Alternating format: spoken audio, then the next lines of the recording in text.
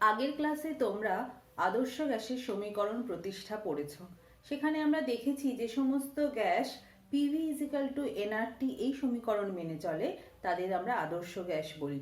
কিন্তু বাস্তবে দেখা গেছে যে যে সমস্ত গ্যাস দিয়ে বায়ুমণ্ডল তৈরি, অর্থাৎ তোমার অক্সিজেন, নাইট্রোজেন, হাইড্রোজেন যেগুলো বায়ুমণ্ডলে পাওয়া যায়, সেই সমস্ত গ্যাস যাদেরকে আমরা বাস্তব গ্যাস বলি, এদের কিন্তু আদর্শ গ্যাসের সমীকরণ মেনে চলতে কি হয় না, এরা একটু বিচ্যুতি লক্ষ্য করা গেছে। অর্থাৎ একটা বিশেষ শর্তে তারা আদর্শ গ্যাসের মতন আচরণ করে, বাকি সময় কিন্তু তারা আদর্শ গ্যাসের মতন আচরণ করে না। অর্থাৎ পিভি ইজিক্যাল টু এনআরটি এই সমীকরণ মেনে চলে, এবং সেই বিশেষ শর্তটা তোমরা আগেই শিখেছো। সেটা কি ছিল না, নিম্ন চাপ ও উচ্চ উষ্ণতাতেই একমাত্র বাস্তব গ্যাসগুলো আদর্শ গ্যাসের মতন আচরণ করে। তাহলে এই যে বিষয়টা আমরা পড়ে ফেলেছি যে আদর্শ গ্যাসের সমীকরণ, অর্থাৎ এখানে কি দেখা যাচ্ছে না, অষ্টাদশ শতাব্দীর শুরুতে, একদম শুরুর দিকে শুরু করে যে আদর্শ গ্যাসের আচরণ, গ্যাসগুলোর আচরণ কেমন, সেই সমস্ত কিছু আলোচনা করতে গিয়ে এবং আদর্শ গ্যাসের একটা মডেল তৈরি করতে গিয়ে যে গ্যাসগুলো কেমন হবে, গ্যাসগুলো কীরকম ব্যবহার করবে, এই সমস্ত কিছু কাজকর্ম করতে গিয়ে একদম শেষের দিকে অষ্টাদশ শতাব্দীতে ম্যাক্সওয়েল, বোলৎজম্যান, ক্লাসিয়াস এই ধরনের যে বিজ্ঞানী যারা ছিলেন, তারা কিন্তু একটা কিছু গতীয় তত্ত্ব দিয়েছিলেন। অর্থাৎ কিছু তত্ত্বের উপর ভিত্তি করে তাদের গ্যাসের আচরণগুলোকে, আদর্শ গ্যাসের আচরণগুলোকে তারা কি করেছিল, স্বীকৃতি দিয়েছিল বা আলোচনা করেছিল। তাদেরকেই গ্যাসীয় গতিতত্ত্ব বলে। সেই গতিতত্ত্বের স্বীকার্যগুলো কি কি আমরা স্টেপ বাই স্টেপ দেখব। এবং এই যে মডেলটা তৈরি হয়েছিল, সেই মডেল কিন্তু গ্যাসের ব্যবহার, সেটা কিন্তু সমস্ত গ্যাসের জন্যই প্রস্তুত করা হয়েছিল, কিন্তু সেটা একমাত্র আদর্শ গ্যাসের জন্যই প্রযোজ্য। এবং সেই যে স্বীকার্যগুলো এক এক করে আমরা পড়বো, সেগুলো আসলে কি, মানে কি, মানে তাদের আচরণগুলো কি কি শর্ত মেনে চলে, কি কি ভাবে হয়, আর তারা কি রকম স্বীকার্যগুলো মেনে চলে, সেটাই আমরা এখন স্টেপ বাই স্টেপ পড়বো। তাহলে প্রথম যে স্বীকার্য, গতীয় তত্ত্বের ফার্স্ট স্বীকার্য, সেটা কি বলছে না, সমস্ত গ্যাসই অসংখ্য ক্ষুদ্র ক্ষুদ্র অণুর সমন্বয়ে গঠিত। অর্থাৎ এখানে আমরা মনে রাখবো অসংখ্য অণু নিয়ে গঠিত। এবং এটাকে এইভাবে বলছে যে এক এক ধরনের একটা নির্দিষ্ট গ্যাস, নির্দিষ্ট তার যে ক্ষুদ্র কণাগুলো, সেই ক্ষুদ্র কণাগুলো নির্দিষ্ট, অভিন্ন। একই গ্যাসের ক্ষুদ্র কণিকাগুলো, সব থেকে ক্ষুদ্র কণিকাগুলো অভিন্ন, তারা একই প্রকৃতির, তাদের আকার একই রকম, ধর্ম একই রকম। কিন্তু বিভিন্ন ধরনের যে গ্যাসগুলো আছে, তাদের কিন্তু তাদের প্রত্যেকের যে ক্ষুদ্র কণিকা, যাদের আমরা অণু বলছি, সেই ক্ষুদ্র কণিকাগুলো বিভিন্ন, গ্যাসেদের ক্ষেত্রে বিভিন্ন, তাদের অণু, তাদের আকারও বিভিন্ন এবং তাদের ধর্মগুলো বিভিন্ন। একেই আমরা প্রথম গতিতত্ত্ব বলছি। এবং এখানে একটা বিষয় মনে রাখবো যে এই অণুগুলো, যেটা গোলাকার হতে পারে, অন্য কোনো আকারের হতে পারে, এই অণুগুলো কিন্তু পূর্ণ স্থিতিস্থাপক অণু। অর্থাৎ এরা কিন্তু কি না, এরা পূর্ণ স্থিতিস্থাপক কণার দ্বারা গঠিত হচ্ছে এই সমস্ত গ্যাস। ঠিক আছে, তাহলে এখানে আমরা অসংখ্য অণু দিয়ে গঠিত, এটা আমরা মনে রাখবো প্রথম বিষয়। এবং একই গ্যাসের অণু একই রকম, বিভিন্ন গ্যাসের অণু বিভিন্ন রকম। 2 নম্বর যে গতীয় তত্ত্বের স্বীকার্য, সেটা কি বলছে, বলছে যে এই যে অণুগুলো, এগুলো বিন্দু ভরের মতন। অর্থাৎ এরা এক একটা পয়েন্ট, একটা পাত্রে কিছুটা গ্যাস রয়েছে, তাহলে সেই গ্যাসগুলো যে অণু দিয়ে গঠিত, সেই অণুগুলোকে যদি আমরা বিচার করি, তাহলে তারা পাত্রের তুলনায় কি না বিন্দু ভর। মানে ধরো তুমি যে ঘরে রয়েছো, সেই ঘরে একটা মানে সর্ষে দানার থেকেও ছোট কোনো যদি কণা রাখা হয়, তাহলে সেই যতটা জায়গা সে দখল করছে, সেটাকে একটা পয়েন্ট বলা হচ্ছে। মানে পয়েন্টটাকে খুঁজে পাওয়া যাবে না, এতটাই সে ক্ষুদ্র। তাহলে এরকম বিন্দু ভর, যার আয়তন পাত্রের আয়তনের তুলনায় কিন্তু নগণ্য, সেটাই আমরা বলবো যে অণুগুলো হচ্ছে বিন্দু ভর, যার আয়তন কিন্তু আমরা কি নগণ্য ধরতে পারি পাত্রের তুলনায়। ঠিক আছে, নেক্সট বলা হচ্ছে যে 3 নম্বর আমরা মনে রাখবো যে গ্যাসের অণুগুলো সর্বদা গতিশীল, মানে আমরা কখনোই এরকম কোনো যন্ত্র নেই যে গ্যাসের অণুগুলোর গতি পর্যবেক্ষণ করা যায়। আমরা যদি এরকম দেখতে পেতাম তাহলে দেখতাম না যে কোনো কোনো অণু স্থির হয়ে রয়েছে, কোনো অণু ছোটাছুটি করছে, এরকম কিছু না। সবসময় তারা গতিশীল, তার মানে তাদের একটা গতিশক্তি সবসময় রয়েছে। স্থিতি স্থিতি মানে স্থির অণু কিন্তু সম্ভব নয়। এটাই হচ্ছে স্বীকার্যের একটা মূল বিষয়, যে অণুগুলো সর্বদা গতিশীল এবং এই অণুগুলোর গতি কোন একটা নির্দিষ্ট দিকে হয় না, সেটা এলোমেলো গতি, কখনো যে কোনো দিকে যে কোনো মুহূর্তে গতিটা হতে পারে। আর কি, আর এই যে বেগ, যে অণুগুলো যে বেগে গতিশীল, সেই বেগের মানটা কিন্তু কোনো একটা নির্দিষ্ট মুহূর্তে আমরা কোনো বেগের মান কিন্তু নির্ণয় করা অসম্ভব। অর্থাৎ বেগের মান 0 থেকে শুরু করে অসীম পর্যন্ত, অসীমের মধ্যে যে কোনো মানই কিন্তু, মানের বেগ নিয়েই কিন্তু অণুগুলো গতিশীল থাকে, কোনো গ্যাসের অণুগুলো। তার মানে এখানে আমরা বলবো যে গ্যাসের অণুগুলো গতিশীল, আর আর কি তাদের বেগের মানটা সব সময় কি হয় না 0 থেকে অসীম পর্যন্ত, ইনফিনিটি পর্যন্ত যে কোনো মানের হতে পারে, যে কোনো দিকে। ঠিক আছে, এদের কিন্তু নির্দিষ্ট কোনো বেগ, আমরা একটা নির্দিষ্ট মুহূর্তে একটা নির্দিষ্ট বেগ কিন্তু পাওয়া অসম্ভব। আর কি না, যেহেতু এরা সবসময় গতিশীল, এখানে সমস্ত যে শক্তিটাই আছে সেটা কিন্তু গতিশক্তি। স্থিতিশক্তি বলে কিন্তু এখানে কিছু, গ্যাসের স্থিতিশক্তি বলে আমরা কিছু কিন্তু পাবো না। ঠিক আছে, সম্পূর্ণ শক্তি হচ্ছে গতিশক্তি, স্থিতিশক্তি থাকা কিন্তু সম্ভব নয়। নেক্সট হচ্ছে 5 নম্বর যেটা বলি, সেটা বলছে গ্যাসের অণুগুলো সর্বদা নিজেদের মধ্যে যখন ছোটাছুটি করছে, একটা ছোট্ট জায়গায় যখন গ্যাসগুলো রয়েছে, তাহলে যখন তারা যখন এদিক ওদিক তারা এলোমেলোভাবে গতিশীল, তখন কিন্তু তারা কি হবে না একে অপরের সঙ্গে ধাক্কা খাবে, এবং যে পাত্রে তাদের রাখা হয়েছে সেই পাত্রে দেয়ালের সঙ্গেও কিন্তু তারা সংঘর্ষ বা ধাক্কা খাবে। ফলে এই যে বিষয়টা, তার ফলে কি হবে, যত নিজেদের মধ্যে তাদের ধাক্কা হবে এবং পাত্রে যখন তারা ধাক্কা দেবে, তখন একক ক্ষেত্রফলে প্রযুক্ত যে ধাক্কা বা বল, সেটাকেই আমরা জানি চাপ। ফলে এখানে চাপ সৃষ্টি হবে, অর্থাৎ একটা পাত্রে গ্যাস রাখলেই তার দেয়ালে কিন্তু গ্যাস কর্তৃক চাপ প্রযুক্ত হয়, এটা আমরা মনে রাখতে পারি। তার মানে এটাই বলবো যে গ্যাসের অণুগুলো সর্বদা গতিশীল বলে এরা একে অপরের সঙ্গে এবং দেয়ালের সঙ্গে কিন্তু তারা বারবার ধাক্কা খাবে, তাহলে সংঘর্ষ হবে বা ধাক্কা খাবে, এটা আমরা মনে রাখবো 5 নম্বর। আর কি, আমাদের মনে হতে পারে যে কোনো একটা মুহূর্তে পাত্রের কোনো একটা জায়গায় বেশি অণু, কোনো একটা জায়গায় কম অণু, সেরকম নয়। অর্থাৎ আণবিক ঘনত্ব, ধাক্কা খাওয়ার সঙ্গে সঙ্গে আমরা এটাও মনে রাখবো, এদের যে আণবিক ঘনত্ব, আণবিক ঘনত্ব কথাটার অর্থ কি, একক আয়তনে কতগুলো অণু রয়েছে সেই যে মাপটা, তাকে আমরা আণবিক ঘনত্ব বলছি। তাহলে যদি পাত্রের উষ্ণতাটা ফিক্সড থাকে, উষ্ণতা যদি স্থির হয়, নির্দিষ্ট হয়, তাহলে আমরা যদি দেখি যে আণবিক ঘনত্ব কিন্তু নির্দিষ্ট, অর্থাৎ একক আয়তনে অণুর সংখ্যা সব ক্ষেত্রে ওই পাত্রের সব জায়গায় কিন্তু একই থাকবে, যতই তারা একে অপরের সঙ্গে ধাক্কা খাক বা দেয়ালের সঙ্গে ধাক্কা খাক। কিন্তু যখনই টেম্পারেচার বা উষ্ণতাটা পরিবর্তিত হবে, তখন কিন্তু এই আণবিক ঘনত্বেরও পরিবর্তন ঘটবে। কারণ উষ্ণতা যত পরিবর্তিত হবে, তখন কিন্তু এই ধাক্কার পরিমাণটা, আমরা একটু পরেই সেটা আলোচনা করব, ধাক্কার পরিমাণটা বৃদ্ধি পাবে, গতিশক্তি বৃদ্ধি পাবে এবং চাপও বৃদ্ধি পাবে, সেটা আমরা আসছি। সুতরাং আমরা মনে রাখবো একটা নির্দিষ্ট উষ্ণতায় আণবিক ঘনত্ব সবসময় কিন্তু নির্দিষ্ট। আর কি, আর আমরা যেটা বলবো 6 নম্বর, যে অণুগুলো যখন একে অপরের সঙ্গে ধাক্কা খাচ্ছে, একটা অণু আর একটা অণুর সঙ্গে যখন ধাক্কা খাবে, এটার সঙ্গে ধাক্কা খেয়ে সেই দিকে চলতে শুরু করলো, তাহলে পরবর্তী ধাক্কা খাওয়ার পূর্বে এই যে পথটা সে রইলো, সেই পথটা কিন্তু সবসময় সমবেগে গতিশীল। অর্থাৎ যখন সে কোনো একটা ধাক্কা খেয়ে বা গতিশীল একটা ধাক্কা খেয়ে সে নতুনভাবে একটা নির্দিষ্ট দিকে যেতে শুরু করলো, তারপরে সে ধাক্কা খাওয়ার আগের মুহূর্ত অবধি তার কিন্তু যে গতিটা, সেটা একটা নির্দিষ্ট গতি, অর্থাৎ তার যে বেগটা সেটা সমবেগ, তার কোনো ত্বরণ নেই, একই বেগ নিয়ে সে কিন্তু চলছে। এই যে পথটা, দুটো সংঘর্ষের মধ্যবর্তী যে পথ, এটাকে আমরা মুক্ত পথ বলতে পারি। এবং এই মুক্ত পথ সে কিন্তু সবসময় কিরকম ভাবে চলবে, সমবেগে গতিশীল থাকবে। এটা একটা বিশেষ বৈশিষ্ট্য, সমবেগে গতিশীল। তাহলে গ্যাসের অণুগুলোর দুটো ধাক্কার মধ্যবর্তী যে পথ, যেটাকে আমরা মুক্ত পথ বলছি, সেটা সবসময় তারা সমবেগে গতিশীল থাকে। আর কি 7 নম্বর আমরা বলতে পারি যে এই যে ধাক্কা খাওয়ার বিষয়টা, অর্থাৎ দুটো অণু একে অপরের সঙ্গে গতিশীল অবস্থায় যখন ধাক্কা খাচ্ছে, তাহলে ধাক্কা খাওয়ার পূর্বে, সংঘর্ষের পূর্বে এবং সংঘর্ষের পরে রৈখিক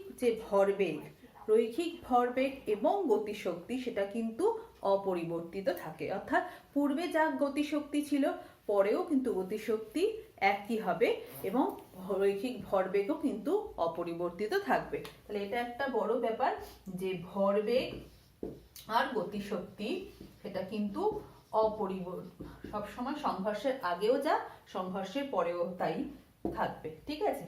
আর লাস্টলি আমরা যেটা বলতে পারি যে কখনোই এই আদর্শ গ্যাসের অণুগুলো কখনোই একে অপরকে তাদের মধ্যে আকর্ষণ বিকর্ষণ বল কিন্তু ক্রিয়াশীল হয় না।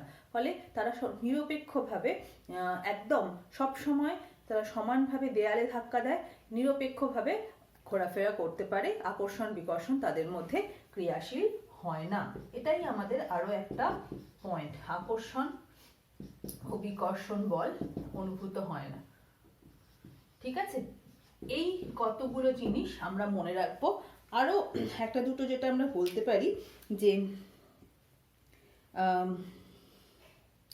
যেটা আমরা একটা মনে রাখবো যে যেহেতু এরা বিশৃঙ্খল, যেহেতু এদের গতিটা, সেই জন্য বিশৃঙ্খল গতির জন্য এরা যখন একে অপরের সঙ্গে ধাক্কা খাবে, দেয়ালের সঙ্গে ধাক্কা খাবে, তখন ওই বারবার বললাম প্রতি একক ক্ষেত্রফলে প্রযুক্ত বলকেই আমরা চাপ বলি, তাহলে দেয়ালের ওপর কিন্তু একটা চাপ অনুভূত হবে এবং যত উষ্ণতা বাড়বে তত কিন্তু এই উষ্ণতার পরিবর্তনের সঙ্গে তাদের কিন্তু গতিশক্তি এবং চাপও কিন্তু দেয়ালে বৃদ্ধি পাবে। এটা একটা কিন্তু ঘটতে থাকবে। আর ওটাই আমাদের বলার যে এটা আরেকটা আমরা পয়েন্ট মনে রাখবো যে এই যে গতিশক্তির কথা বলছি, আমরা দেখলাম যে যে শক্তি আছে একটা গ্যাসের মধ্যে অণুগুলো গতিশীল থাকার জন্য যে গতিশক্তি, কোনো স্থিতিশক্তি নেই। তাহলে এই যে গতিশক্তির কথাটা বলছি, সেই গড় যে গতিশক্তি, মানে প্রত্যেকটা অণুর একটা গড় গতিশক্তি নির্ণয় করলে দেখা যাবে গড় গতিশক্তিটা ওই গ্যাসের পরম উষ্ণতার সঙ্গে সমানুপাতিক। তাহলে এটা আমরা মনে রাখবো যে গ্যাসের গড় গতিশক্তি সেটা কিন্তু পরম উষ্ণতার সঙ্গে সমানুপাতিক। এটা একটা বড় পয়েন্ট, এটা আমরা মনে রাখবো। ঠিক আছে, এবার আমরা চলে যাব আমাদের নেক্সট টপিকে। আচ্ছা, তার আগে একটু বলে দিই যে এই যে পয়েন্টসগুলো এটা খুব ভালো করে মনে রাখবে, এগুলো কিন্তু পরীক্ষায় লিখতে দেয় বা এখান থেকে ছোট ছোট প্রশ্ন আসে। আশা করি তোমরা বুঝতে পেরেছো। যদি কোনো প্রবলেম হয় আমাকে ক্লাসে জিজ্ঞেস করবে। চলে যাচ্ছি আমরা আমাদের নেক্সট টপিকে। ছাত্রীরা, এখন আমরা ব্যাপন পড়ব বা ডিফিউশন। ব্যাপন কি তোমরা অনেকেই হয়তো ব্যাপন পড়েছো কোন ছোট নিচু ক্লাসে। দেখো, ধরো এর যদি একটা উদাহরণ আমরা দিই, ধরো মা পুজো করছেন, ধূপ জ্বেলেছেন বা ধুনো দিয়েছেন, তখন কিন্তু মা পুজোর ঘর থেকে সেই গন্ধ কিন্তু আমরা পুরো বাড়িটাতে ছড়িয়ে পড়ে। আমরা কিন্তু আশেপাশ থেকে সেই গন্ধটা সহজেই উপলব্ধি করতে পারি যে এখানে বাড়িতে পুজো হচ্ছে বা কোনো সুগন্ধি চারিদিকে ছড়িয়ে পড়েছে। সেরকমই তোমরা যদি কোনো পারফিউম মাখো, তার গন্ধ কিন্তু কি অন্যান্য ঘরে যারা আছে ও পারফিউম মাখলি, মানে এটা কিন্তু সহজেই বোঝা যায়। আবার ধরো বাজারে একটা আবর্জনা স্তূপের পাশ দিয়ে যাচ্ছ, ভ্যাটের পাশ দিয়ে যাচ্ছ, তখন কিন্তু একটা দুর্গন্ধ তোমাদের নাকে আসে। ফলে এই সব কিছুই, আবার ধরো রান্না হচ্ছে পাশের বাড়িতে, খুব সুন্দর কোনো মানে রান্না হচ্ছে, সেটার গন্ধও কিন্তু তোমরা সহজে পেয়ে যাও। অর্থাৎ এই যে গন্ধ চারিদিকে ছড়িয়ে পড়ছে, সেটা আসলে কি, সেটা হচ্ছে ব্যাপন প্রক্রিয়া। সেটার যদি ব্যাখ্যাটা বলি না, ব্যাপন প্রক্রিয়া হচ্ছে যে বাহ্যিক কোনো সাহায্য ছাড়াই যখন দুই বা ততোধিক গ্যাস বা গ্যাসীয় মিশ্রণ একে অপরের সঙ্গে মিশে গিয়ে সমসত্ব মিশ্রণ তৈরি করে, সেই যে পদ্ধতি তাকেই বলা হচ্ছে ব্যাপন। তাহলে দেখো, একটা ধূপ যখন জ্বলছে, তার যে ধোঁয়াটা বেরোচ্ছে, সেই ধোঁয়াটা কিন্তু বাতাসের অন্যান্য গ্যাসের সঙ্গে মিশে যাচ্ছে এবং মিশে গিয়ে কিন্তু একটা সমসত্ব মিশ্রণ তৈরি করছে, এবং সেটা যখন আমরা আমাদের নাকের মাধ্যমে আমরা কিন্তু সেই গন্ধটা সহজেই পাচ্ছি। তাহলে এই যে দুই বা ততোধিক গ্যাস তারা সহজেই কোনো বাহ্যিক কার্য ছাড়াই মিশে যাচ্ছে, এই যে পদ্ধতি তাকে আমরা বলছি ডিফিউশন বা ব্যাপন। এবং এই ব্যাপনের উদাহরণগুলো আমরা খুব সহজেই সবসময় চারিদিকে কিন্তু অবজার্ভ করি। আচ্ছা, এইবার এখানে আমরা একটা জিনিস মনে রাখবো, এখানে কি ঘটনা হচ্ছে, এখানে গ্যাসগুলো মিশ্রিত হয়ে সমসত্ব মিশ্রণ তৈরি করছে, মিশ্রণ কিন্তু তৈরি হচ্ছে, একটা সমসত্ব মিশ্রণ তৈরি হচ্ছে। 2 নম্বর হচ্ছে এখানে আরো একটা জিনিস আমরা মনে রাখবো যে ব্যাপন কিন্তু ওপর দিকেও যেমন ঘটে, মানে ধরো একটা ধূপ জ্বালালে সে কিন্তু সব ওপরে ধূপের ধোঁয়াটা কিন্তু ওপরের দিকে ওঠে, আবার তুমি নিচে বসে থাকলে নিচেও সেই গন্ধ পাবে। তার মানে কি, ব্যাপন কিন্তু অভিকর্ষর দিকে এবং বিপরীত উভয় দিকেই ঘটে। অর্থাৎ এখানে দিকে তো ঘটতেই পারে, কিন্তু বিপরীতেও, অভিকর্ষের বিপরীতেও কিন্তু ব্যাপন প্রক্রিয়া দেখা যায়। আরো একটা পয়েন্ট আমরা মনে রাখবো, সেটা হচ্ছে কি না, এই যে আমরা এক্ষুনি আদর্শ গ্যাসের যে বিভিন্ন গতীয় তত্ত্বগুলো পড়ছিলাম, সেখানে আমরা কি দেখলাম যে একটা পয়েন্ট ছিল যে গ্যাসের অণুগুলো সবাই এলোমেলো স্বতঃস্ফূর্ত বিশৃঙ্খল গতিতে চারিদিকে সবসময় ছোটাছুটি করে। তাহলে এই যে এলোমেলো বিশৃঙ্খল গতি, যে গতিটা কিন্তু তাদের মধ্যে থেকে স্বতঃস্ফূর্ত স্পন্টিনিউয়াসলি তাদের মধ্যে থাকে এবং গতিশক্তি তারা সবসময় তাদের মধ্যে গতিশক্তি থাকে। তাহলে এই যে বিশৃঙ্খল গতি, এটাই কিন্তু ব্যাপন প্রক্রিয়ায় এই যে সমসত্ব মিশ্রণ তৈরি করছে। অর্থাৎ একটা গ্যাস থেকে গ্যাসের অণুগুলো বিশৃঙ্খল গতিতে ছোটাছুটি করার ফলে তারা কিন্তু সহজে অন্য গ্যাসের সঙ্গে মিশ্রণ তৈরি করতে পারছে। তাহলে এটাই হচ্ছে মেইন কারণ যে একটা বিশৃঙ্খল যে গতি আছে, বিশৃঙ্খল গতি গ্যাসের অণুগুলোর, তার জন্য কিন্তু এই ব্যাপন প্রক্রিয়াটা সম্পাদিত হয়। ঠিক আছে, এরপর আমরা যেটা পড়ব যে গ্যাসের আয়তনের ওপর চাপের প্রভাব। এরকম 2-3 বছর আগে মাধ্যমিকে খুব সুন্দর প্রশ্নটা এসেছিল যে গ্যাসের আয়তনের ওপর চাপের প্রভাব ব্যাখ্যা করো। এটা 2 নম্বরের একটা প্রশ্ন এসেছিল। তাই সেখানে কিন্তু আমাদের আরো একটা ছিল যে গ্যাসের অণুগুলোর বেগের ও গ্যাসের চাপের ওপর উষ্ণতার প্রভাব আলোচনা করো। তখন তোমাকে কিন্তু খুব সুন্দর পরিষ্কার করে পয়েন্ট টু পয়েন্ট অ্যান্সার দিতে হবে। তাহলে একটা হচ্ছে গ্যাসের আয়তনের ওপর চাপের প্রভাব,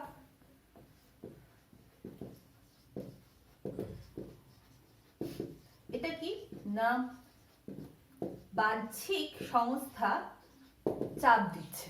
অর্থাৎ একটা পাত্রে, সেই পাত্রটাতে কিছুটা পরিমাণ গ্যাস রয়েছে, তাহলে আমরা জানি গ্যাসের নির্দিষ্ট কোনো আকার বা আয়তন নেই, যে পাত্রে রাখা হয় সেই পাত্রের আকার বা আয়তন দখল করে। তাহলে যখনই আমি একটা কিছুটা পরিমাণ গ্যাসকে একটা পাত্রে রাখলাম, তাহলে সেই পাত্রের আয়তনটা কিন্তু সে সঙ্গে সঙ্গে দখল করলো। এই অবস্থায় তার উপর যদি আমরা আস্তে আস্তে চাপ বৃদ্ধি করি, অর্থাৎ আমরা যদি তাকে ওপর থেকে একটা প্রেসার তার উপর ক্রিয়েট করি, তাহলে কি ঘটনা ঘটবে, কি হবে না, গ্যাসটা যে আয়তন প্রথমে প্রাথমিকভাবে ওই পুরো পাত্রটাতে দখল করেছিল, এখন তার আয়তনটা ধীরে ধীরে কিন্তু হ্রাস পেল, অর্থাৎ কমলো। তাহলে যেই কমে গেল, এই আয়তন কমে যাওয়ার ফলে ওই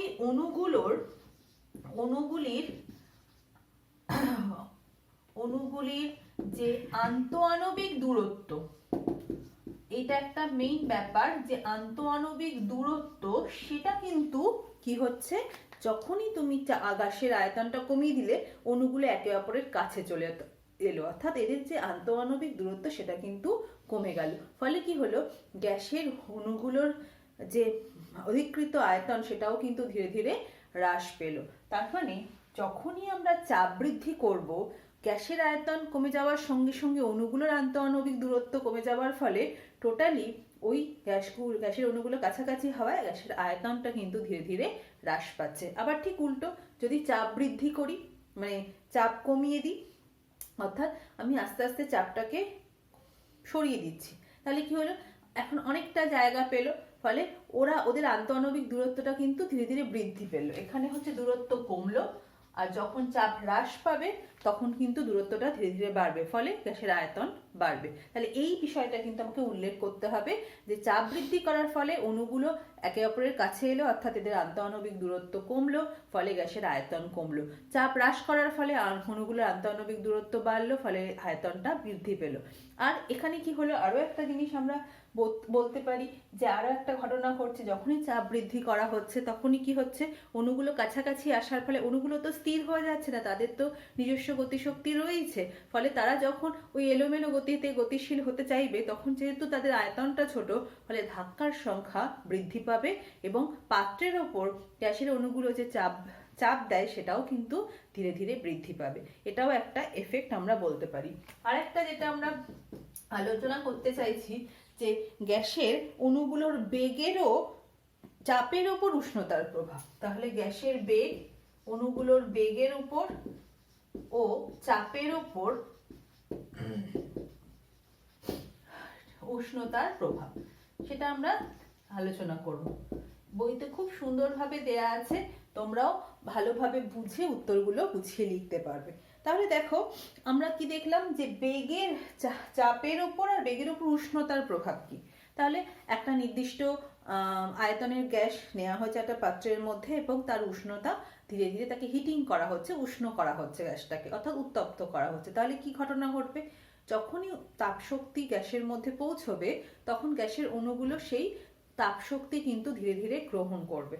যেই সে তাপশক্তি গ্রহণ করলো তার মধ্যে পরিবর্তনটা কি হবে, তার মধ্যে পরিবর্তন হচ্ছে তার যে গতিশক্তি রয়েছে, প্রত্যেকটা অণুর গতিশক্তি রয়েছে আমরা জানি গতিশীল বলে, তাহলে সেই গতিশক্তি কিন্তু গৃহীত তাপশক্তির জন্য বৃদ্ধি পাবে। তার মানে গ্যাসগুলোর যে শক্তি শোষণ করলো, শোষিত শক্তিটা কনভার্ট হলো কিসে, রূপান্তর হলো, শোষিত শক্তিটা গতিশক্তি বৃদ্ধি করলো। গতিশক্তি তার মধ্যে ছিলই, যেহেতু সে গতিশীল, তাহলে সেই গতিশক্তি কিন্তু বৃদ্ধি পেল।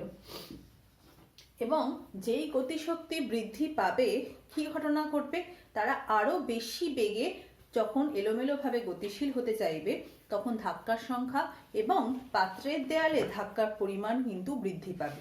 তার মানে কি হচ্ছে, তাদের বেগ বৃদ্ধি পাচ্ছে, যেটা আমরা বলছিলাম। তাহলে উষ্ণতা বাড়ালে বেগ বৃদ্ধি পাবে এবং যেহেতু প্রতি সেকেন্ডে বা যেরকম আর কি ধাক্কার সংখ্যাটা যেহেতু বৃদ্ধি পাচ্ছে সময়ের সঙ্গে সঙ্গে, ফলে তাদের কিন্তু দেয়ালে চাপের পরিমাণও কিন্তু একক ক্ষেত্রফলে যে চাপ তারা পাবে, ধাক্কা যেহেতু বৃদ্ধি পাচ্ছে ফলে চাপও কিন্তু বৃদ্ধি পাবে। ঠিক উল্টোটা, যদি উষ্ণতা কমিয়ে দেওয়া যায়, উষ্ণতার প্রভাব, তাহলে বৃদ্ধি এবং হ্রাস দুটোকেই আমাদের আলোচনা করতে হবে। তাহলে উষ্ণতা যদি কমানো হয় তাহলে কি ঘটনা ঘটবে, তাহলে তারা কি হবে, তাদের মধ্যে যে গতিশক্তি, সেই গতিশক্তি কিন্তু ধীরে ধীরে কমবে, কারণ তাদের যেহেতু সে উষ্ণতা কমানো হচ্ছে, সে কিন্তু শীতল হচ্ছে, ফলে তার মধ্যে থেকে কিন্তু শক্তি নির্গত হয়ে সে তার কিন্তু গতিশক্তি ধীরে ধীরে কমবে। যেই গতিশক্তি কমলো, ধাক্কার পরিমাণ কমলো, ফলে বেগ কমবে এবং তার কিন্তু ধাক্কার পরিমাণ কমার জন্য চাপও কমবে। তাহলে এটাই হচ্ছে এফেক্ট। উষ্ণতা বাড়লে বেগ বৃদ্ধি পাবে, চাপ বৃদ্ধি পাবে, কিভাবে সেটা এক লাইনে আমরা বলবো। আর উষ্ণতা কমলে বেগ কমে যাচ্ছে, কারণ গতিশক্তি হ্রাস পাচ্ছে, গতিশক্তি হ্রাস পাওয়ার জন্য ধাক্কার পরিমাণ কমছে, ফলে চাপও কিন্তু হ্রাস পাবে। ঠিক আছে, তাহলে এই আলোচনাটা আমরা সুন্দরভাবে গুছিয়ে লিখব। চলে যাচ্ছি আমাদের একেবারে শেষ টপিকে। ছাত্রীরা, আমরা পড়েছি যে সমস্ত বাস্তব গ্যাসই একটা স্পেশাল কন্ডিশনে বা একটা নির্দিষ্ট শর্তেই আদর্শ গ্যাসের মতন আচরণ করে, বাকি সমস্ত ক্ষেত্রে তারা বাস্তব গ্যাস মানে আদর্শ গ্যাসের যে সমীকরণগুলো তারা মেনে চলে না। তাহলে এই যে আমরা বারবার পড়েছি যে একমাত্র নিম্নচাপ ও উচ্চ উষ্ণতাতেই তারা আদর্শ গ্যাসের মতন আচরণ করে, এর কারণটা কি? এর কারণ হিসাবে আমরা যেটা বলতে পারি যে এই যে আদর্শ আচরণ থেকে বাস্তব গ্যাসগুলির বিচ্যুতির যে কারণ, প্রথম যে কারণ আমরা কি পেলাম, আজকেই আমরা গ্যাসের গতীয় তত্ত্ব পড়েছি, সেখানে আমরা দেখেছি ওই যে 8টা পয়েন্ট আমরা পড়লাম, যে এই 8টা পয়েন্ট কিন্তু একটা আদর্শ গ্যাসের অণুগুলো মেনে চলে, অর্থাৎ এগুলো স্বীকার্য হয়েছে, এগুলো তারা কিন্তু গবেষণা করে, তারা কিন্তু বিজ্ঞানীরা তারা কিন্তু এই স্বীকার্য বিষয়গুলো তারা আমাদের সামনে রচনা করেছেন বা আমাদের সামনে রেখেছেন। ফলে সেখানে ওই যে আচরণগুলো থেকে বাস্তব গ্যাসগুলো বিচ্যুতি ঘটছে, তার মেইন কারণ হিসেবে প্রথম যে কারণটা আমরা আলোচনা করব, এটা হচ্ছে আমরা 2 নম্বর যে গ্যাসীয় গতিতত্ত্ব পড়েছিলাম, সেখানে দেখা যাচ্ছিল যে গ্যাসের অণুগুলো কি বিন্দুভর, সেটা আমরা পড়েছিলাম। তাহলে দেখো, গ্যাসের অণুগুলো বিন্দুভর মানে যে পাত্রে গ্যাসের অণুগুলোকে রাখা হয়েছে, মানে গ্যাসকে রাখা হয়েছে, সেই পাত্রের আয়তনের তুলনায় সেটা কিন্তু একটা পয়েন্ট, একটা বিন্দু ভরের মতন, অর্থাৎ তার আয়তনটাকে পাত্রের আয়তনের তুলনায় আমরা নগণ্য করলাম। ওই যে বললাম, একটা বড় ঘরে যদি একটা সর্ষের দানা পড়ে থাকে, আমরা তো চোখে দেখতেই পাবো না, তার আয়তনকে আমরা নগণ্য করতে পারি। গোটা ঘরের রেসপেক্টে ওই সর্ষের দানাটা কিন্তু তারও থেকে ক্ষুদ্র হচ্ছে অণু, যতটা আমরা ক্ষুদ্র কল্পনা করতে পারি। আমরা জাস্ট ভিজিবল হিসেবে বলতে গেলে আমরা বলতে পারি ওই সর্ষের দানাটা কিন্তু কি না ওই গোটা ঘরের আয়তনের তুলনায় প্রায় নগণ্য। এর জন্য এটা আমরা স্বীকার্য বিষয়ে দ্বিতীয় পয়েন্ট পড়েছিলাম।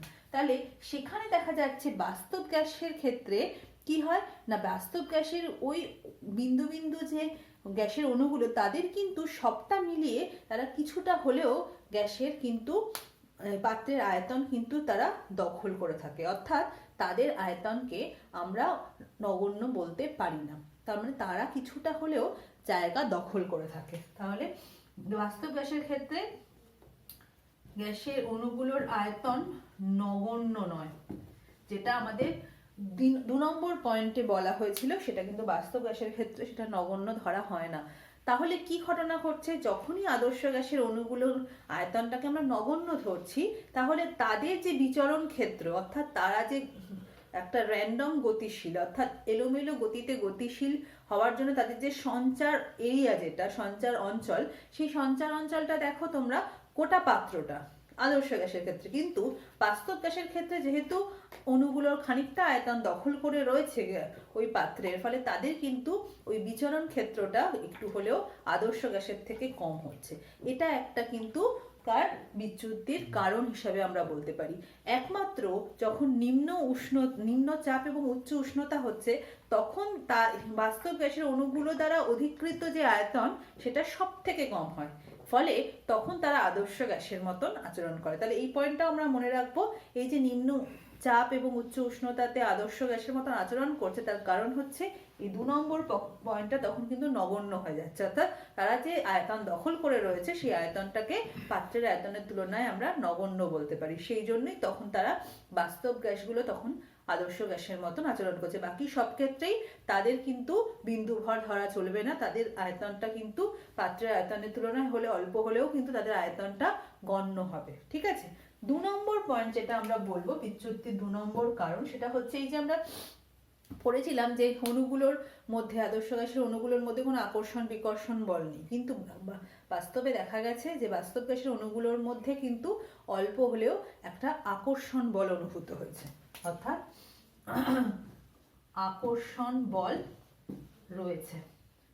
তাহলে আকর্ষণ বল থাকার ফলে একটা পাত্র, সেই পাত্রের মাঝামাঝি অঞ্চলে যদি কোনো অণু থাকে, তাহলে সেই অণুগুলো তার আশেপাশে সমস্ত অণু দ্বারা কি হবে, আকর্ষিত হবে, একটা আকর্ষণ বল কিন্তু সে অনুভব করবে। আর তাহলে কি হবে, তার উপর যে লব্ধি বল, লব্ধি বল কি তোমরা 9-এ পড়েছো, যে লব্ধি মানে হচ্ছে সবটার মিলিত যে ফল। তাহলে এতগুলো বল, যতগুলো অণু তার আশেপাশে রয়েছে ততগুলো অণু তাকে কিন্তু আকর্ষণ করছে, তাহলে তার যে মোট এফেক্ট বা লব্ধি যে বলটা, সেটা কি হবে, 0 হবে। ফলে সে কিন্তু তখন কি হবে, তখন সে নর্মালি তার লব্ধি বলটা 0, মানে সে কিন্তু নর্মালি কোনো তার বেগ কমবেও না বাড়বেও না, যে বেগে সে গতিশীল থাকতে চাইছে সেই বেগেই থাকবে। কিন্তু যখন পাত্রের কাছাকাছি অঞ্চলে ও থাকবে, তাহলে কি হবে, তার আশেপাশে যত অণু আছে তারা কিন্তু সবাই কি করবে, বড্ড ছোট হয়ে যাচ্ছে, আমি একটু বড় করে আঁকার চেষ্টা করছি। তাহলে সবাই তাকে আকর্ষণ করবে, কিন্তু চারপাশের সেটা কিন্তু কমপ্লিট হচ্ছে না। তার মানে কি হবে, ওর গতিটা দেয়ালের কাছে, পাত্রের দেয়ালের কাছে যে সমস্ত অণুগুলো রয়েছে, তারা পাত্রের কাছাকাছি থাকার ফলে তাদের ওপরে কি হচ্ছে, একটা আকর্ষণ বল যেহেতু রয়েছে অল্প বিস্তর, ফলে তাদের কিন্তু গতিটা, আকর্ষিত হওয়ার ফলে তাদের গতিটা কিন্তু মন্দীভূত হচ্ছে, মানে হচ্ছে কি, তারা কিন্তু গতিটা কমে যাচ্ছে। তাহলে গতিবেগ হ্রাস পাচ্ছে বা গতি কমছে। তাহলে গতি যেই কমছে, তাহলে সে আগে যে বেগে, মানে ও যখন আস্তে আস্তে এদিকে আসছে দেয়ালে, তাহলে তার কিন্তু বেগ ধীরে ধীরে কমছে, কারণ তাকে তার একটা আকর্ষণ বল চারিদিকে অনুভূত হচ্ছে। ফলে সে যে বেগে, একটা আদর্শ গ্যাস যেহেতু তার মধ্যে আকর্ষণ বিকর্ষণ নেই, তাহলে সে যে বেগে দেয়ালে ধাক্কা দেবে, একটা বাস্তব গ্যাসের অণু কিন্তু তার থেকে কম বেগে সে কিন্তু দেয়ালে ধাক্কা দিচ্ছে, ফলে উদ্ভূত চাপটা কিন্তু বাস্তব গ্যাসের ক্ষেত্রে তুলনামূলকভাবে কম হচ্ছে। এই যে একটা ডিফারেন্স, এই যে একটা দুটোর মধ্যে যে পার্থক্য আমরা লক্ষ্য করলাম, সেটার জন্যই কিন্তু আমরা বলতে পারি যে বাস্তব গ্যাসগুলো আদর্শ গ্যাসের মতন আচরণ করে না। ঠিক আছে, ফলে এই দুটো পয়েন্ট, আয়তন নগণ্য এবং যে আকর্ষণ বিকর্ষণ বল নেই, এই দুটো পয়েন্ট কিন্তু বাস্তব গ্যাস ক্ষেত্রে ডিফারেন্স দেখা গেছে, বিচ্যুতি দেখা গেছে, যে কারণে বাস্তব গ্যাসগুলো আদর্শ গ্যাসের মতন আচরণ করে না। তাহলে আমরা এই দুটো পয়েন্টকে গুছিয়ে লিখবো। তাহলে চলো ছাত্রীরা, আমরা আজকে খুব ছোট্ট করে আমাদের অনুশীলনীটা একটু আলোচনা করে নিই। চলে যাচ্ছি আমাদের অনুশীলনীর জায়গায়। ছাত্রীরা, আজকে আমরা একটু অনুশীলনী দেখে নিই। আমাদের যেহেতু চ্যাপ্টারটা পড়ানো শেষ হয়ে গেল, আমরা অনুশীলনীর কিছু কিছু ছোট জিনিস সলভ করে নেব। আর যে অঙ্কগুলো করে দেয়া আছে, এখানে করতে দেয়া আছে, বা আরও কিছু অঙ্ক যেগুলো আমি করতে দিয়েছিলাম, সেগুলো আমি এই অঙ্কগুলো করে তো দেবই। আর আরও কিছু অঙ্ক যেগুলো তোমাদের মনে হচ্ছে যে পারছো না, সেগুলো আমাকে পাঠাতে পারো, আমি তাহলে সেগুলো সলভ করে দিতে পারি। তাহলে চলো আমরা প্রথমে এমসিকিউগুলো দেখে নিই। প্রথম যে এমসিকিউ রয়েছে, সেখানে বলা হয়েছে জলের মোলার ভর গ্রাম পার মোল এই এককে কত। তাহলে জলের আমরা সংকেতটা কি জানি? H2O। তাহলে মোলার ভর যেহেতু বলেছে, তাহলে জলের এটা 2, আর এটা হচ্ছে অক্সিজেনের জন্য 16, H হচ্ছে 1, H2 মানে 2, তাহলে এটা হয়ে যাচ্ছে 18। এখানে হচ্ছে গ্রাম পার মোল ইউনিটে 18, তার মানে এটা কত? B। 2 নম্বর হচ্ছে 5 মোল হাইড্রোজেন গ্যাসের ভর হলো, তাহলে 5 মোল হাইড্রোজেন গ্যাস। তাহলে দেখো হাইড্রোজেনের মোলার ভর কত? 2 গ্রাম। তাহলে 5 মোল কত হবে? 5 ইন্টু 2, তার মানে 10, 10 গ্রাম। তাহলে এটা কত কত নম্বর? বি। 3 নম্বর বলেছে চার্লসের সূত্রে ভিটি লেখচিত্র তাপমাত্রা অক্ষকে কোন তাপমাত্রায় ছেদ করে। এটা তো আমরা পড়ানোর সময়ই বলেছি যে ওটা -273 ডিগ্রি সেন্টিগ্রেড উষ্ণতায় ছেদ করে। তাহলে দেখো সি নম্বর যে অপশনটা আছে, সেটা আমাদের কারেক্ট আনসার, অর্থাৎ -273 ডিগ্রি সেন্টিগ্রেড হলো। 4 নম্বর বলছে যে কোন স্কেলে তাপমাত্রার মান ঋণাত্মক হতে পারে না। সেলসিয়াস স্কেলে ঋণাত্মক হতে পারে, ফারেনহাইট স্কেলে ঋণাত্মক হতে পারে, কিন্তু পরম স্কেল যেখানে -273 কেই আমরা 0 ধরছি, তাহলে তার থেকে কম তো যেতে পারি না, তাহলে তার থেকে উপরে সবই কি হবে? পজিটিভ হবে। সুতরাং এটা হবে ইউনিক, এটা হচ্ছে তোমার সি, পরম স্কেল। ঠিক আছে। আচ্ছা, 5 নম্বর হচ্ছে বলেছে যে নিচের কোনটি চাপের এসআই ইউনিট। তাহলে এসআই ইউনিট মানে কি? আমরা জানি চাপ মানে হচ্ছে বল ডিভাইডেড বাই ক্ষেত্রফল। তাহলে চাপের বলের এসআই ইউনিট হচ্ছে নিউটন, আর ক্ষেত্রফলের এসআই ইউনিট হচ্ছে মিটার স্কয়ার, ক্লাস 9 এর টপিক। ফলে নিউটন পার মিটার স্কয়ার। তো সেটাকে এখানে তোমাদের বইতে যে বি অপশন রয়েছে, সেটা হচ্ছে নিউটন ডট মিটার -2। সুতরাং এটা হচ্ছে তোমার B option, Newton metre m-2। ঠিক আছে। আচ্ছা, এরপর হচ্ছে 6 নম্বর বলছে, 6 নম্বরে বলেছে দেখো পিভি ইজিক্যাল টু এনআরটি, এটি কোন রাশিটি স্থির। এখানে কিন্তু আমাদের, তোমরা যখন আদর্শ গ্যাসের সমীকরণ প্রতিষ্ঠা করেছো, সেখানে দেখেছো পিভি এবং টি পরিবর্তিত হচ্ছে, একমাত্র এখানে কোনটা স্থির ছিল? এনও কিন্তু কি বিভিন্ন বিভিন্ন মোলের জন্য বিভিন্ন হবে, ফলে একমাত্র আর কিন্তু এখানে ধ্রুবক, আর হচ্ছে সার্বজনীন গ্যাস ধ্রুবক। ফলে এই অপশনটা হচ্ছে ডি, ডি হচ্ছে আর। আচ্ছা, নেক্সট হচ্ছে 7, 1 পাস্কেল সমান সমান কত ডাইন পার সেন্টিমিটার স্কয়ার। এটা তোমরা সবাই জানো, তোমাদের বইয়ের শুরুতেই দেয়া আছে 10 ডাইন পার সেন্টিমিটার স্কয়ার। পাস্কেল মানে কি? 1 পাস্কেল মানে 1 নিউটন পার মিটার স্কয়ার। এটা তো কনভার্ট তোমরা কিভাবে করেছো? 1 নিউটন পার মিটার স্কয়ার, সেটাকে কি করা হয়? নিউটন মানে 1 নিউটন সমান 10⁵ ডাইন। আবার মিটার স্কয়ার থেকে সেন্টিমিটার স্কয়ার, মিটার মানে হচ্ছে 100 × 100, তাহলে দেখো 10⁴, 10⁵/10⁴, তার মানে 9/সেন্টিমিটার স্কোয়ার। এরকম প্রশ্ন হয় মাঝে মাঝে যে আচ্ছা 1 নিউটন/মিটার স্কোয়ার সমান 10⁹/সেন্টিমিটার স্কোয়ার আমরা পেলাম।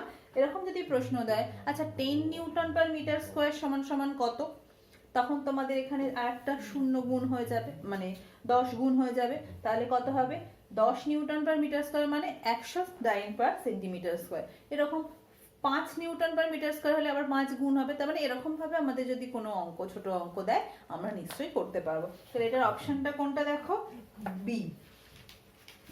ঠিক আছে, তাহলে এগুলো হলো এমসিকিউ। আচ্ছা, পরে হচ্ছে অতি সংক্ষিপ্ত প্রশ্নের উত্তর যেগুলো রয়েছে। সেখানে দেখো প্রথম প্রশ্ন, গ্যাসের চাপ কাকে বলে? আমাদের বলতে হবে কোনো গ্যাসের চাপ বলতে আমরা বুঝি প্রতি একক ক্ষেত্রফলে প্রযুক্ত গ্যাসের অণুগুলি দ্বারা প্রযুক্ত বলকেই গ্যাসের চাপ বলা হয়। চার্লসের সূত্রে ধ্রুবকগুলো কি কি? ধ্রুবক হচ্ছে নির্দিষ্ট ভর এবং গ্যাসের চাপ। তাহলে গ্যাসের চাপ এবং নির্দিষ্ট ভর, গ্যাসের ভর হচ্ছে এখানে ধ্রুবক। পরম শূন্য উষ্ণতা কাকে বলে? যে উষ্ণতায় তত্ত্ব অনুযায়ী বা তাত্ত্বিকভাবে গ্যাসের চাপ এবং আয়তন শূন্য হয়ে যায় তাকেই আমরা পরম শূন্য উষ্ণতা বলি। আবার কি পরম স্কেলে জলের স্ফুটনাঙ্কের মান কত? এটা কি হয়? আমরা জানি জলের স্ফুটনাঙ্ক হচ্ছে 100 ডিগ্রি সেন্টিগ্রেড। তাহলে ক্যাপিটাল টি মানে হচ্ছে T+273। তাহলে এখানে ভ্যালুটা বসিয়ে দিলে হয় কত? 373 কেলভিন। তাহলে এটাই হচ্ছে কি না পরম স্কেলে জলের স্ফুটনাঙ্কের মান। লাস্ট হচ্ছে অ্যাভোগাড্রো প্রকল্পটি কি? লেখো। আমরা জানি যে একই নির্দিষ্ট চাপ ও উষ্ণতায় বা একই চাপ ও উষ্ণতায় সম আয়তন সকল প্রকার গ্যাসে সমান সংখ্যক অণু থাকে, অণু বর্তমান। এটাই হচ্ছে প্রকল্পটা, এটা আমরা বইতেই রয়েছে। বাম স্তম্ভ ডান স্তম্ভটা মিলিয়ে ফেলি ঝটপট। বাম স্তম্ভ ডান স্তম্ভ দেখো, এখানে বলেছে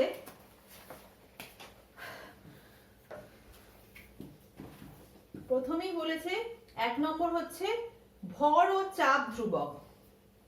ঠিক আছে, চাপ, ভর এবং চাপ ধ্রুবক চার্লসের সূত্র আমরা সবাই শিখে গেছি। তাহলে এটা হচ্ছে বি, আমি এরকম ভাবেই লিখছি। আচ্ছা, 2 নম্বরে বলছে ভর ও উষ্ণতা ধ্রুবক, এটা হচ্ছে বয়েলস ল। তাহলে দেখো সি। আচ্ছা, 3 নম্বর হচ্ছে চাপ আর উষ্ণতা স্থির। চাপ এবং উষ্ণতা স্থির, এটা হচ্ছে অ্যাভোগাড্রো প্রকল্প। কারণ কি? তোমরা দেখো ওই যে প্রকল্পে আমরা প্রথমেই যেটা প্রকল্পটা আমি এক্ষুনি বললাম যে একই চাপ ও উষ্ণতায় বা নির্দিষ্ট চাপ ও উষ্ণতায় দুটোই প্রযোজ্য, তাহলে সেখানে চাপ আর উষ্ণতা হচ্ছে অ্যাভোগাড্রো প্রকল্প, অর্থাৎ এ। আর লাস্ট হচ্ছে 4 নম্বর ভর ও আয়তন। এই সূত্রটা হচ্ছে চাপের সূত্র, যাকে আমরা রেনল্ডস সূত্রও বলি, সেটা হচ্ছে তোমার ডি। এটা তোমরা ক্লাস 11-এ গিয়ে পড়বে, এই রেনল্ডস সূত্রটা তোমাদের এখানে নেই। ঠিক আছে, আচ্ছা, শূন্য স্থান পূরণ করো। বয়েলের সূত্রে ধ্রুবকগুলো কি কি? শূন্যস্থান, বয়েলের সূত্রে ধ্রুবক হলো গ্যাসের কি? গ্যাসের ভর। ধ্রুবক হলো গ্যাসের ভর ও উষ্ণতা। এখানে একটাই শূন্য স্থান দেয়া রয়েছে, তুমি ভর কিংবা উষ্ণতা যে কোনো একটা লিখলেই কারেক্ট হবে, আশা করা যায়। মানে দুটোই লিখে দেবে। আচ্ছা, এসআইতে গ্যাসের ধ্রুবকের, এসআইতে গ্যাস ধ্রুবকের মান, সর্বজনীন গ্যাস ধ্রুবকের মান এসআইতে কত? সেখানে আমাদের জানা আছে 8.31 জুল পার মোল পার কেলভিন। আচ্ছা, সিজিএস পদ্ধতিতে চাপের একক টাইম পার সেন্টিমিটার স্কোয়ার। সত্য মিথ্যা? সত্য মিথ্যাতে চলে আসি। আর্দ্র বায়ু অপেক্ষা শুষ্ক বায়ু লঘু হয়। আচ্ছা, এইখানে এই জিনিসটা তোমাদের একটু বলার প্রয়োজন। আর্দ্র বায়ু মানে কি? যে বায়ুতে প্রচুর জলীয় বাষ্প রয়েছে। তাহলে জলীয় বাষ্পযুক্ত বায়ু আমাদের স্বাভাবিকভাবে কি মনে হতে পারে? যে বায়ুতে জলীয় বাষ্প আসা মানে বায়ু ভারী হয়ে যাওয়া, কিন্তু এখানে কি বলছে? আর্দ্র বায়ু অপেক্ষা শুষ্ক বায়ু লঘু হয়। এটা কিন্তু রং, অর্থাৎ মিথ্যা। শুষ্ক বায়ু কিন্তু বেশি ভারী বা এর ঘনত্ব বেশি, আর আর্দ্র বায়ু কিন্তু তুলনামূলকভাবে ঘনত্ব কম, হালকা। এবার এটা আমাদের কিরকম কেন এরকম মনে হলো? নর্মালি বায়ুতে, আমি একটুখানি এর ব্যাখ্যাটা বলছি, এটা মিথ্যা কিন্তু এটা আমরা জেনে রাখি, এটা আমাদের অনেক ক্ষেত্রে কাজে লাগবে। নর্মালি বায়ুতে কি থাকে, বায়ুতে যে সমস্ত গ্যাসগুলো থাকে তার মধ্যে বেশি পাওয়া যায় অক্সিজেন এবং নাইট্রোজেন গ্যাস। তাহলে O2 প্লাস N2-রই মিশ্রণ আমরা আপাতত ধরছি বায়ুকে। আরও তো বিভিন্ন ধরনের গ্যাসগুলো রয়েছে। এখন যখনই ওই বায়ুতে জলীয় বাষ্প ঢুকবে তখন বায়ুতে থাকা গ্যাসের পরিমাণ, একটা বায়ুটার মধ্যে যে গ্যাসগুলো রয়েছে তাকে কিন্তু জলীয় বাষ্প প্রতিস্থাপিত করে তার জায়গা দখল করবে। অর্থাৎ এখানে একটা প্রতিস্থাপিত হচ্ছে, প্রতিস্থাপন ঘটছে। তাহলে প্রতিস্থাপন ঘটে কিন্তু সে অক্সিজেন নাইট্রোজেনকে সরিয়ে দিয়ে জলীয় বাষ্প কিন্তু তার পরিবর্তে থাকছে। তার ফলে অক্সিজেন নাইট্রোজেন যুক্ত এর যে আমরা অ্যাটমিক মাস ইউনিট বা ইউ ইউনিটে যদি এর ভরটা মাপি তাহলে কি হয় দেখো, একক আয়তনে যদি ধরো আমি এক এক এক করেই রয়েছে ধরি, তাহলে অক্সিজেনের জন্য 32 ইউ, নাইট্রোজেনের জন্য 14×2 = 28, তাই তো? তাহলে কত হচ্ছে 0,560 ইউ, তাই তো? 60 ইউ হচ্ছে। আচ্ছা, তাই কি অক্সিজেনের এর জন্য 32 আর একটা হচ্ছে তোমার 14×2 = 28, ঠিকই তো? হ্যাঁ, আর এটা তাহলে কত হচ্ছে 60 ইউ। আর একটা হচ্ছে H2O, কত? H2 হচ্ছে তোমার 2 প্লাস 16 18 ইউ। তাহলে একটাতে রয়েছে 18 ইউ আর একটাতে রয়েছে 60 ইউ। অর্থাৎ যখন জলীয় বাষ্প ঢুকছে আর্দ্র বায়ু, তাতে কিন্তু খানিকটা প্রতিস্থাপিত হয়ে কমে গিয়ে কিছুটা 18 ঢুকছে, ওটা 60 প্রতিস্থাপিত করছে। তাহলে বোঝাই যাচ্ছে যে এর ঘনত্বটা কিন্তু আর্দ্রবায়ু থাকার জন্য কমে যাচ্ছে। অর্থাৎ জলীয় বাষ্প ঢুকলে প্রতিস্থাপিত হচ্ছে বলে 16কে 18 দিয়ে প্রতিস্থাপিত করছে বলে আর্দ্রবায়ুর ক্ষেত্রে কিন্তু ঘনত্ব কম, ফলে সে কিন্তু বেশি লঘু, আর শুষ্ক বায়ু কিন্তু বেশি ভারী। ফলে এই যে স্টেটমেন্টটা রয়েছে সেটা কিন্তু রং। কেলভিন স্কেলে নিম্ন স্থিরাঙ্ক হলো -273 কেলভিন, 2 নম্বর যেটা। তাহলে 1 নম্বর হচ্ছে মিথ্যা, 2 নম্বর দেখো, তাহলে আমরা দেখেছি নিম্ন স্থিরাঙ্ক কেলভিন স্কেলে -273 ডিগ্রি সেন্টিগ্রেড বা 0 কেলভিন, তাহলে এটাও রং বা মিথ্যা। 3 নম্বর বলছে বাস্তব গ্যাসের অণুগুলো পরস্পরকে বিকর্ষণ করে। বাস্তব গ্যাসের অণুগুলো আমরা যে লাস্ট পয়েন্ট পড়লাম সেখানে দেখেছি একে অপরের মধ্যে খুব অল্প মাত্রায় তারা আকর্ষণ করে, ফলে এটাও কিন্তু মিথ্যা। আর 4 নম্বর বলছে একই উষ্ণতা ও চাপে সম আয়তন কার্বন ডাই অক্সাইড ও নাইট্রোজেন গ্যাসের মধ্যে অণুর সংখ্যা পৃথক, তাহলে এটাও হচ্ছে মিথ্যা। আমরা অ্যাভোগাড্রো প্রকল্প থেকে জানি যে একই উষ্ণতা ও চাপে সম আয়তন সকল প্রকার গ্যাসের সমান সংখ্যক অণু থাকে, তাহলে এটাও মিথ্যা। তাহলে এই অবধি থাকলো। সংক্ষিপ্ত উত্তরগুলো তোমরা আশা করি করতে পারবে, দীর্ঘ উত্তরগুলোও করতে পারবে। কোনো প্রবলেম হলে আমায় ক্লাসে জানাও, আর গাণিতিক প্রশ্ন কিছু সমাধান আমি করে দেবো। আজকে এই পর্যন্তই, পরে আবার দেখা হবে। Thank you.